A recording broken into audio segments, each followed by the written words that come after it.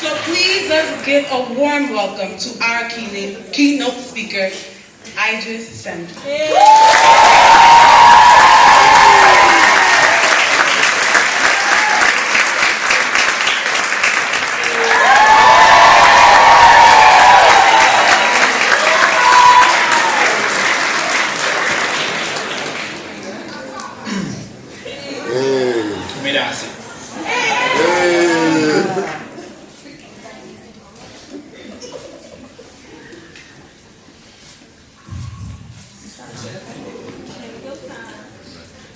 I can see you gifted.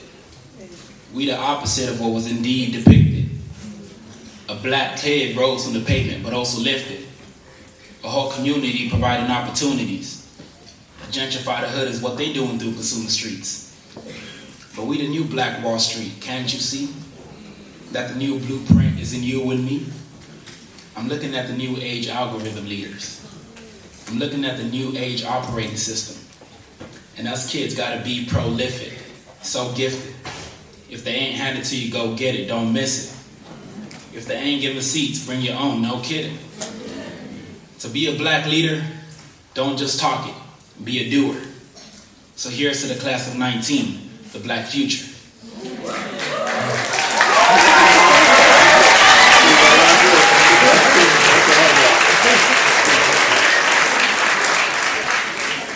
Hello, class of 19.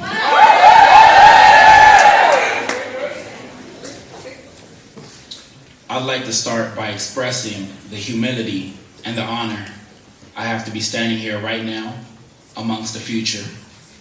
Thank you for welcoming me into your halls and for believing in the message that I'm here to present you all today. As a fellow student, the esteemed role of being able to deliver a commencement to students of one of the most intellectual-driven schools at 22, 2 days after my birthday, is a great honor. Being a child of Ghanaian immigrants, I always, clap that up,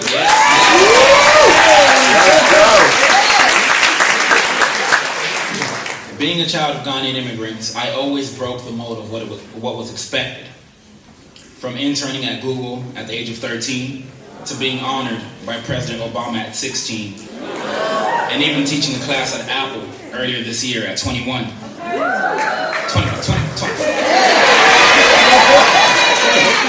I always seemed to break the mold of what was expected. Now I know the elephant in the room may be, why am I here? Why someone that didn't even go to college? What message can someone who didn't even graduate deliver to me that I don't already know or haven't thought of? And I think the answer to that question can be divided into a 3-part short journey through life. One when I was a child, one when I was a preteen, and one that happened last night. The first part of this journey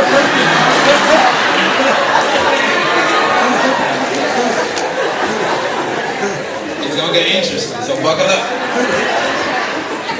The first part of the journey through life starts months after I turned 10 years old. Months after Steve Jobs had unveiled a revolutionary device that would forever change the world as we know it. I was inspired by this device and how clever Steve Jobs presented this product to the audience. He introduced it as 3 separate devices. One was a cell phone, one was a music playing device, and the third was an internet connecting device.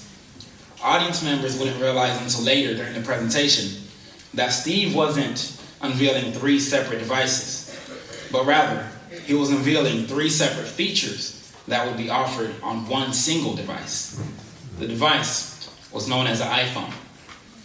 The delivery of this was so astonishing to me as a preteen. And while the world was fascinated with this device as an end product, I saw the potential of it as a build-enabling product.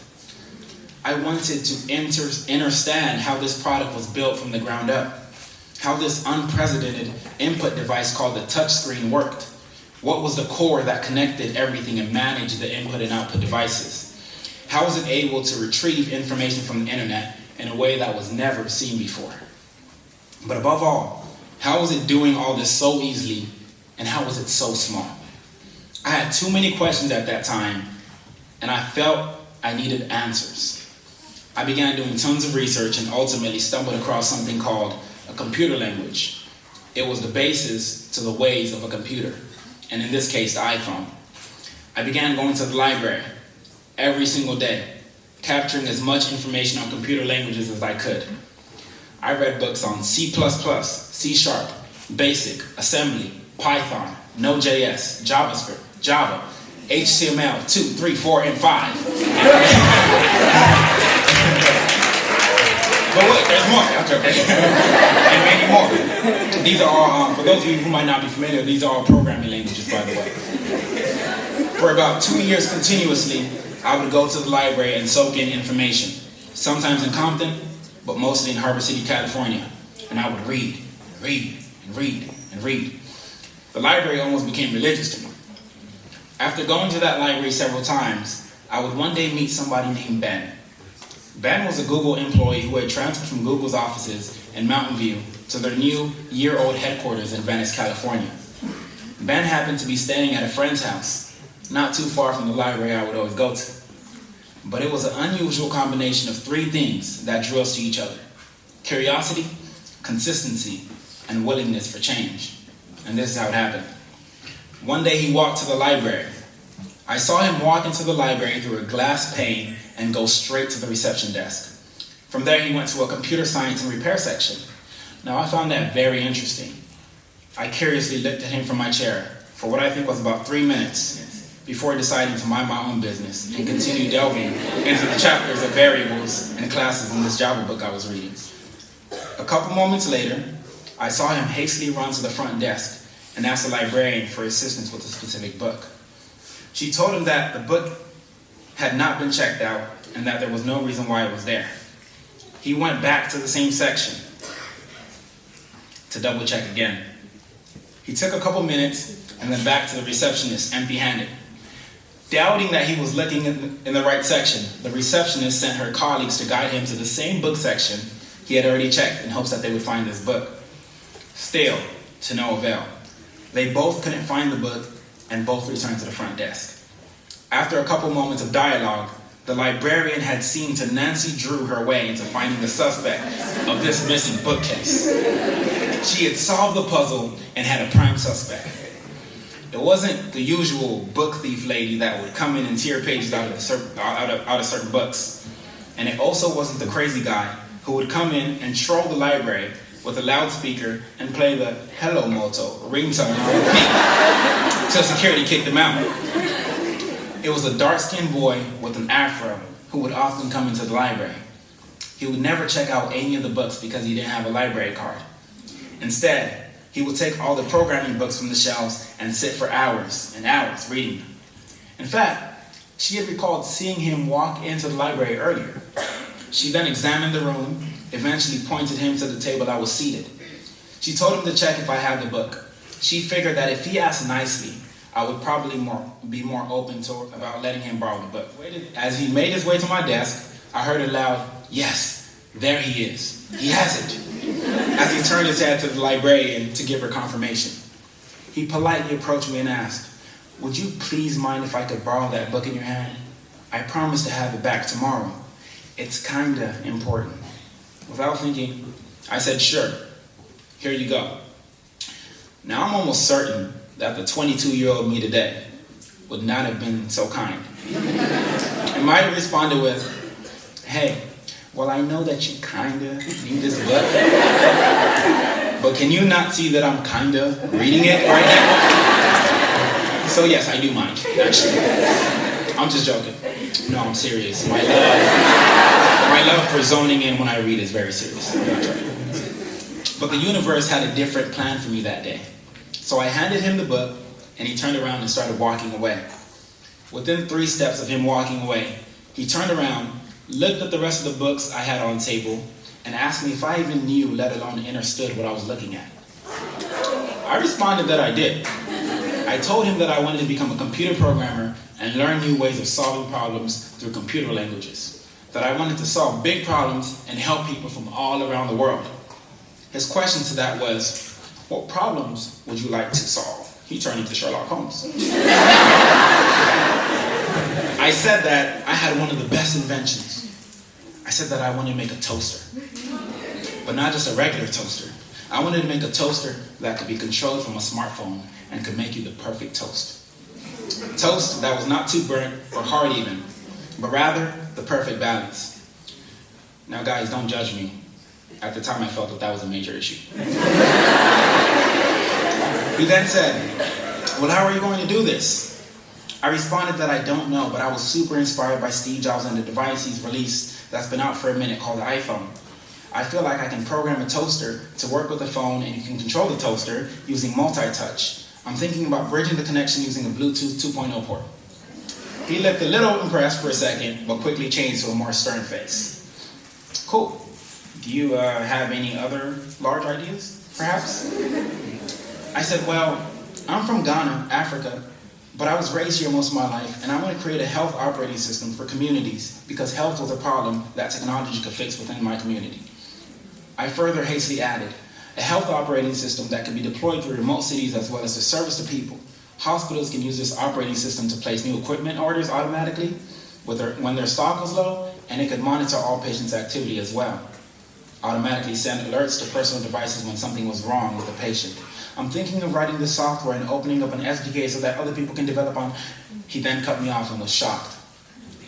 And as he would recall later, he saw something in me in that moment. Something different. Something that he had never seen. A black kid from the hood aspiring to make a difference in their community using technology. He would later offer me an internship to shadow him at Google. Who would have thought that a moment that would be a defining point in my life would come from a dialogue kickstarted by the want to make a better toaster. But all this happened because of curiosity, consistency, and willingness for change. I would later find out from him that I was the reason he kept going back to the section. He had seen me with the book all along. I started growing older and more enamored with programming. Using the skills I learned from those books, I began thinking larger. The world that Steve created will go on to take the name, the App Store, boasting over 2 million apps today. Steve Jobs gave a lot of people his last name, Jobs. Literally. And as I grew, the world that the iPhone ecosystem would create also grew. I went from writing simple lines of code to creating large and complex algorithms. My love for app creation and design grew immensely. But what also grew was my love for wanting to impact the immediate world around me, my community, my peers, and my tribe. I would go on to consult for some of the largest tech companies like Twitter, Instagram, Snapchat, and even Uber, creating new algorithms and software to fix problems. In between all of this, I was also launching STEM programs with council members, writing curriculums for tech programs in the White House, and reaching out to different youth within my community. Now you might be wondering, where did school come in between all of this? Now I want to emphasize that I did not go to a multidisciplinary school, perform very highly with other amazing, talented individuals, and then eventually have the honor of graduating like you all here today. But I think it is important to note that I did gain acceptance to MIT, but later chose to decline. But for a great reason. I had a target that I needed to complete. And at the front and center of this target, I wanted to impact my immediate world, my community, my peers, my tribe. And as I got older and deeper into the tech world, I found myself back at square one, taking myself back to the moment I saw the unveiling of the iPhone, taking myself back to reading those same books that would later connect me to Ben. And something different happened this time. I realized that the phone I saw that Steve unveiled that day was very different than the phone we have today. I saw that the programming languages that I used to learn that got me to where I needed to be were not the same languages that our youth were learning. I noticed that the mindset our youth were given were not built on ownership, but rather consumerism. I realized that developing on someone else's platform was the equivalent of renting space. Yes, you could live there, but you could never really own it unless you created your own, unless you built your own from the ground up. I concluded that I needed to show our youth how they could use things like programming to make a difference in their immediate world, to think further than just building apps that live on someone else's platform, but to also think bigger, to create their own platforms. Because as Steve Jobs would say, if you looked around you, you would notice that everything that was created by people who looked just like you, people who were just like you. I feel the strongest gift and lesson I learned from those sessions in the library, from reading books that no other kids around me would read, all the way up to being different, looking different, dressing different, and thinking different at major tech companies, was not to see the hindrance, but rather see the advantage. The advantage that I had being a minority. The leverage of having a totally different output, experience, an advantage of being exposed to problems that no one else had gone through and no one else had the solutions to. And what that showed me was that I could work on solutions very differently. And more importantly, if our youth were put in those same positions and opportunities that others were, that they too could do the very thing that they did. But I also knew the community I represented. I knew that coding and programming weren't as cool as rapping or being an athlete or being in the entertainment industry. But what if it was? What if we could make technology and programming the new cool? This was the question I pondered on that leads me into the second part of my story. In this second part, I would yet again meet someone who would be very instrumental in my life. But again, it would be the same unusual combination of three things that would draw us to each other, this person and I. Curiosity, consistency, and willingness for change. And this is how it happened. On a Saturday afternoon after I just left Levy Library at USC, I randomly decided to go to a Starbucks. Now I don't drink coffee, nor did I need to connect to Wi-Fi, nor did I need the bathroom access code. So I wouldn't exactly say I was their usual customer. But that day, something told me to go there, to that very Starbucks. I just had this Miles Morales Spidey sense moment, and I went with it. I referred to Miles Morales instead of Peter Parker. So I grabbed a seat, opened up my laptop, and began modifying code to a sensor that I had previously used for an autonomous vehicle. I originally intended to use this sensor to create a car that could detect where your hand was during driving in the case it needed to perform an evasive maneuver. But while I was at this Starbucks, I had an idea to reverse engineer the sensor to be a beat maker or DJ's best companion. The sensor would allow a DJ or beat maker to leave all their physical instruments at home and virtually drag instruments over an invisible canvas into their real world and make music from thin air, all using their regular hands. Surely, this would be the way I could get more kids of color to want to get into programming. Surely, this would be my gateway. But the universe had a different plan that day. And I was writing this program, waving my hands over this sensor like a magician. I saw a Rolls-Royce S600 pull up. I watched a tall man, fancy car, right? I watched a tall man hop out of the car and strut into the Starbucks through a glass pane and go straight to the front counter and ordered a unicorn frappuccino. I curiously looked at him from my chair for what I think was about 3 minutes before deciding to mind my own business and continue modifying the software I was working on. This story is sounding all too familiar, isn't it? Well, listen closely. I promise it will make sense. This time around, I recognized who this man was. His name was Ermias, but for most people, he was known as Nip Hustle. I continued to modify this software in a seat closer to the restroom area. Again, vicariously moving my hands up and down like a magician. I then began to see him approach my way thinking he was coming to me. But then he made a turn right past me and didn't even look at me. Oh, she's just going to the restroom. So I thought. He entered the restroom and a couple moments later exited, going back to the front counter. The unicorn frappuccino he ordered was still not ready. So he went back to the bathroom again and exited again. But again, his drink was still not ready. So he went inside the bathroom once more and quickly exited moments later. And then again, for the fourth time. Now in my mind, I was wondering if Nipsey Hussle had a bladder problem. But that was far from the reason. He eventually came up to me and politely asked me what I was doing. I let him know that I was working on an operating system for musicians to make music with their hands from thin air.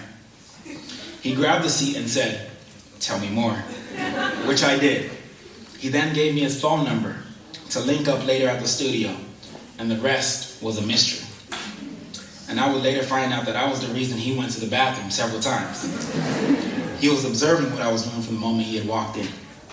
He would later name me CTO of his company, All Money In, as well as present me to the very audience I wanted to impact.